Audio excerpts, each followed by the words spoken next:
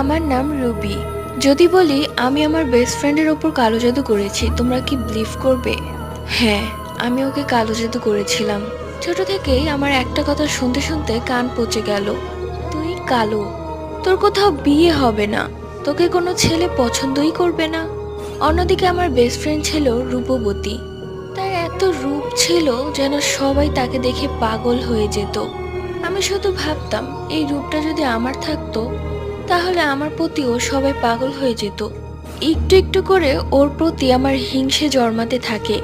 আমরা খুব ভালো বেস্ট ফ্রেন্ড ছিলাম, ও আমাকে খুব ভালোবাসতো, কিন্তু আমি যেন হিংসায় পাগল হয়ে গেলাম। আমাদের বাড়ির পাশে এক মহিলা কালো জাদু করতো, তার কাছে দৌড়ে গেলাম, অনেকগুলো টাকাও দিলাম। অবশ্য টাকাগুলো আমি বাড়ি থেকে চুরি করে এনেছিলাম। এরপর ওর ওপর জিন চালান করা হয়, কিন্তু জিনটা ঘুরে ফিরে আমার কাছেই আসে, কারণ ওর গায়ে একটা শরীর বন্ধের তাবিজ